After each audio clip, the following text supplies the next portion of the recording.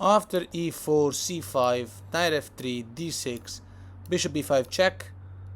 So we're playing this move, we're playing the Moscow, and when black blocks with the bishop, you take, and then black takes back. We've seen something like this in the first videos, but now we're gonna go through something we haven't seen at all. So now, as we know, we play c3, and now we're gonna look at knight to f6 immediately, targeting this pawn. This stops our idea of castling, or playing e5 and then d4, the usual setup, but only for the moment. You play queen e2 now. And now we're going to look at a few things that we haven't looked at all, and then we're going to close this video. Let's start with this setup, the e5 move. This is to control the square d4 a little bit more. However, you play d4 anyway. Now there's a few things that can happen. The most normal one is c takes. So let's start with this. C takes back. And now obviously taking back is really bad because you can take back in with the knight. And also the black player will have an isolated pawn in d6, which will be a future target. White has no weakness, has much better development. Besides, we will conquer the square f6 no matter what. f5. So let's go through this move. Bishop to e7. Okay, castle, castle. And why is the situation better for white? Because it's the type of situation where black can't make any move without compromising the position and giving white a better game. Black can't move the knight, for example, the knight in d7, because we have two attackers over e5. Can't take this pawn without giving us better development and isolating his own pawn. So we're going to play knight c3 now, and after rook to c8, putting the rook on an open file, bishop to e3 comes now. And we have a target on this pawn, on e7, which is not a poison pawn. Let's make an example here of two different scenarios.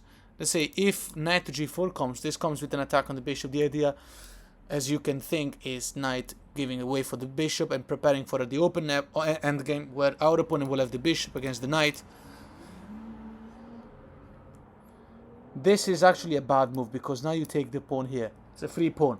Whenever black takes back, you can take in a7 without repercussions.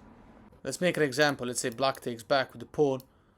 You take this one. And b6 doesn't trap the bishop as it looks like.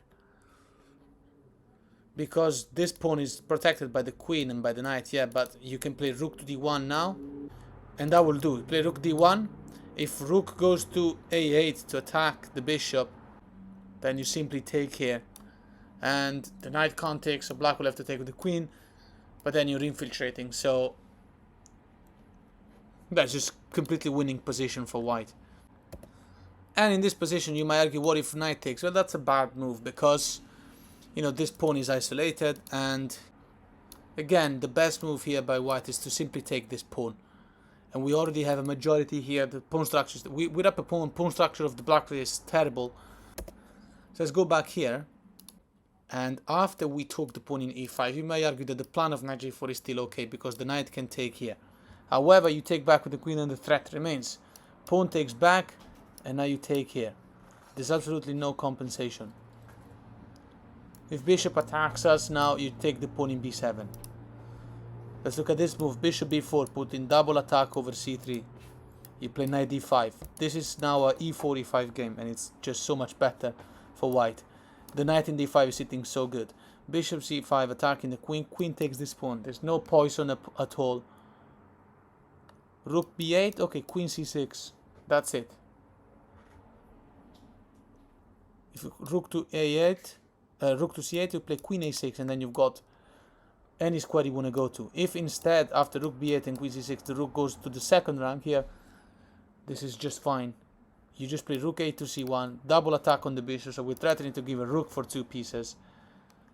Bishop back to e7. Whatever, rook f to d1.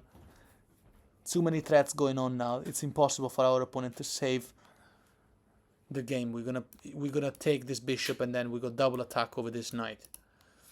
Or if black moves the knight, then we go check, and then the rook can take the queen. So we are winning material no matter what. So in this position, we went through knight g4 idea. Okay, what happens after a6? This is thematic move. Obviously, it stops the attack over that pawn. You play rook f to d1, and now a move like b5 to go and maybe annoy the knight is just bad, because remember, you got two attackers here now, but the black knight in d7 is not a defender because you can take for free. You've got the pin here, so if, let's say, pawn takes, you can just take this one. It's a free central pawn, completely winning position. And in this position, obviously b5 is a blunder. So what happens if you're wondering after this move? Our opponent is tired of all the pressure. Obviously couldn't really defend the pawn in e5 in any other way. Oh, and by the way, you might wonder, after rook f to d1, what if knight to g4 now, attacking the bishop and giving extra protection to e5? Okay, white saves the bishop, bishop to c1, and prepares h3. Nothing stops us from happening. If black takes, then we back at the previous scenario and see what happens. So let's go back. Now here in this position, pawn takes, right? You might argue, okay, our opponent doesn't want to lose material, so it's good. It's just gonna take the pawn. Okay, knight takes back, and we're gonna be sitting in f5. g6 will be a very weakening move. Besides, we're also gonna be piling up the doubling up the attack on the square d6, which is a weak pawn, and that pawn can never push because it's very well defended. Let's look at this move, knight c5, because you see g6 is very weakening on the dark squares. We still have the dark square bishop. If g6 really happens, then you forget the idea of playing knight f5. You will have to play knight to c2, and then bishop to f4. Besides, at the moment there will be a double attack on this pawn, and our opponent doesn't really, okay, can't play queen b6 because the bishop, let's say queen to c7 to get out of the pin of the rook, protect this pawn a little bit more. Well, in this case, change of plans. You can't really invest that much effort over the pawn in d6, so you go to h6. Rook moves, and now knight to e3. The idea is to simply jump to d5. Okay, let's look at this type of idea. Bishop to f8, getting rid of our bishop that is attacking the dark squares near the king. Okay, bishop takes. King takes is a little bit weakening, so let's go through rook takes. Although they don't really change that much either way. Queen, now you play queen to d3, and you're finalizing the attack over this pawn in d6. So what happens if instead our opponent did take our bishop here in f8 with the king, so to allow maybe rook to e6? So we play queen d2 now. This is the best move, still finalizing the attack over this pawn and winning this crucial central pawn. If rook e6 comes now, which is possible, okay, rook a to c1 with the threat of knight b5, and then finalizing the attack over this pawn. So queen to d8 now, f3, solidifying the control over the square e4. It's important because here the opponent has an idea of sacrificing this knight, and then knight e4 is a really bad, really dangerous game to play now. So f3 is the best move. And now let's look at this move. These are all best moves according to, I mean, engine moves, best moves to survive, and the position is just better for white. Now here, after knight e5 becoming more relevant, knight to d5, knight c to d5.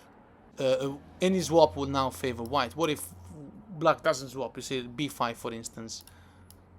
Okay, well, we take,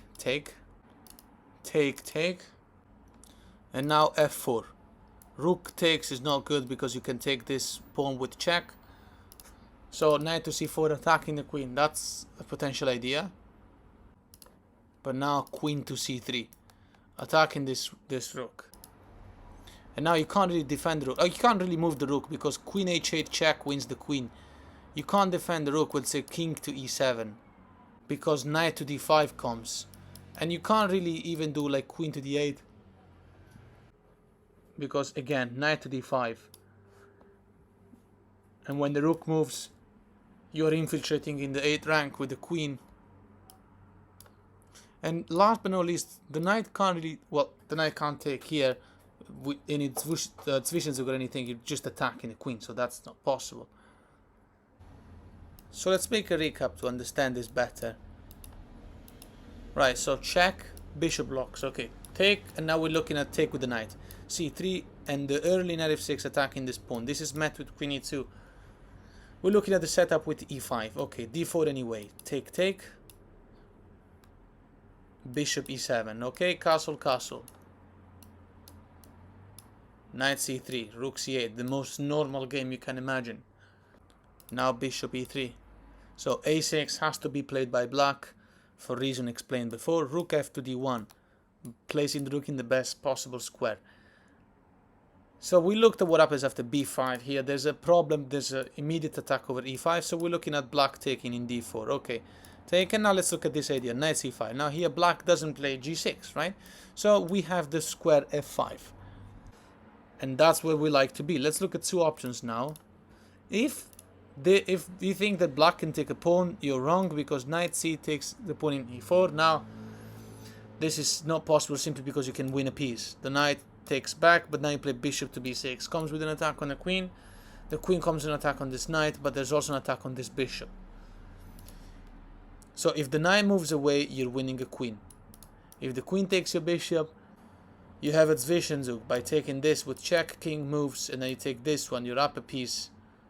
Yeah, you get your knight pinned, but it's not like a dangerous pin. You can get out of it easily. So in this position, what if black tries this move, queen e8? Because think about it, this bishop can't really go anywhere, right?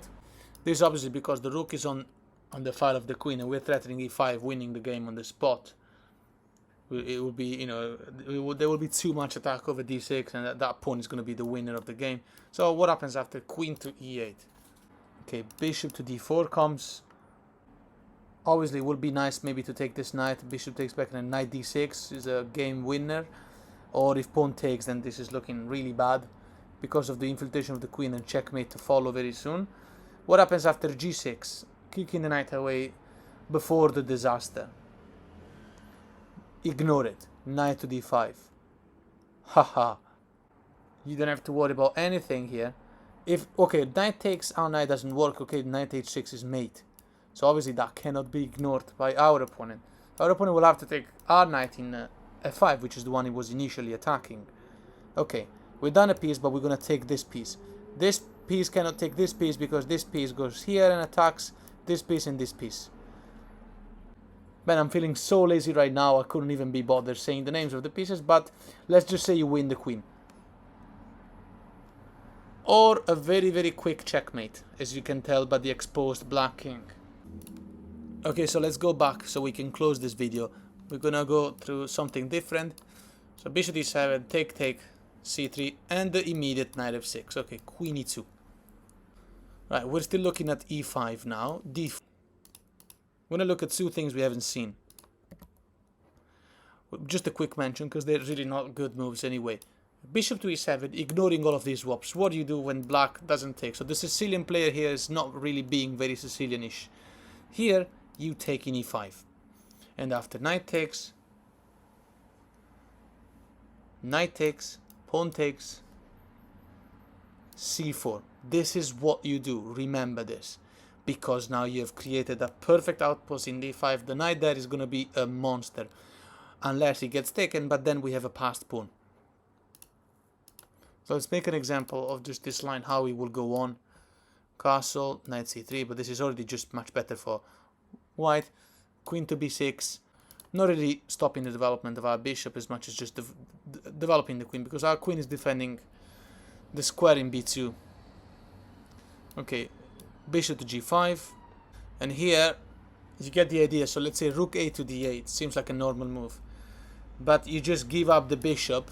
Bishop takes, knight d5, the queen moves, but nobody should be able to remove this knight until the end of the game. Let's look at after this move, check.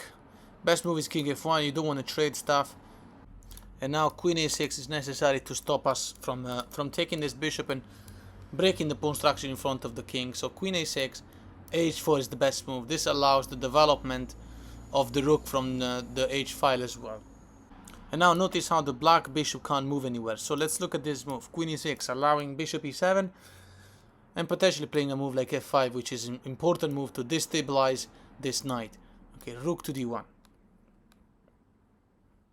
And after the bishop goes back to h4, g3. we're going to be playing king to g2. And now we give up on the idea of developing the rook this side, because obviously the opponent retreated the bishop, so we're going to play the rook normally. Okay, f5. Will the black player be able to remove our unbelievable knight from that square? Yes or not? Well, no, because you can just take. And after rook takes, developing the rook, maybe putting both rooks on an open file, this knight remains solid in d5, even with just the pawn defending it. So you just play queen e4 now, rook to f8, doubling up on this square. On f2, nothing to worry, you play rook d2. Position evaluated +2, which means it's just a much better game for the white player. White has an idea of playing king to g2, knight to e3 attacking the rook, and when the rook retreats, you're attacking the pawn in b7, and you're going to clean up pawns. Your king is extremely safe, never has to worry about anything. The opponent has this isolated pawn as a weakness, and you're gonna have to take it from here. So in this position, we went through bishop e7, we went through pawn takes. What happens if black tries to develop? Still in the variation where black ignores the trade of d4. What happens if black plays g6, developing the bishop from the fianchetto? Okay, take here again. It's easy to remember. And now, okay, let's look at this line. Let's say black takes with the pawn. Unlike before, where black took with the knight. Because when you take with the knight, you can take back with the knight. It's the best. It's the easiest one. Okay, so black takes with the pawn, castle. Bishop g7, c4. Starting to recognize the patterns. These are the best moves. Castle. Knight c3. Knight to b6. Let's look at this type of idea. Putting pressure on this pawn. Cannot really be taken, but putting pressure at least for the moment. a4, trying to kick the knight away from that square. a5, stopping that. Okay, bishop to g5, pinning the knight.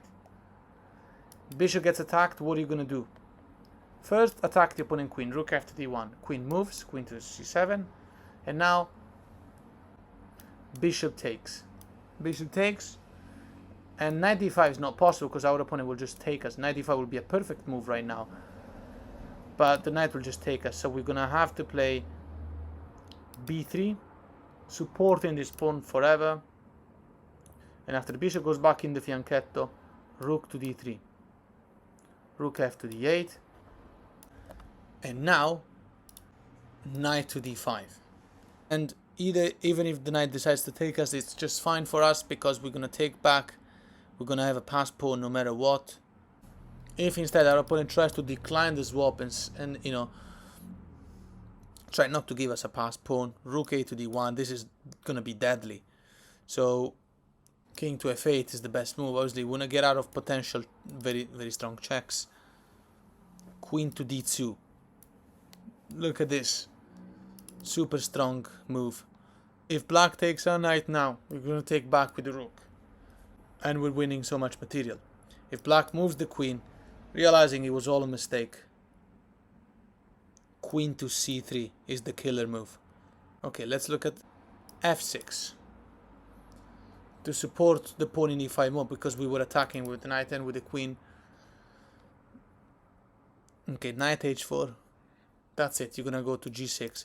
If this pawn pushes, that's just a suicide, especially after a move like knight to f5. If the king defends it, that you can just take the pawn anyway. This cannot take here because of this, winning the queen once again. So that's just an example of how favorable the position is for us, to the point that our opponent can't really do anything without massive damage. So in this position, we're mentioning the line with g6, and we said we gotta take in e5. What if knight takes? Now we know what to do. Take. And now, surprisingly, the best move is not a4, but rather knight to a3. Let's see why. Bishop to g7, fianchettoing the bishop, bishop g5, pinning the knight. Let's say h6. What to do? Okay, take. And after bishop takes, knight to c4, castle, knight to e3, and queen e7, knight to d5. That's just an example. Of course, queen didn't have to go to e7, but either way, nothing stops us from going to d5 and have a superior position. So that is why this move was chosen.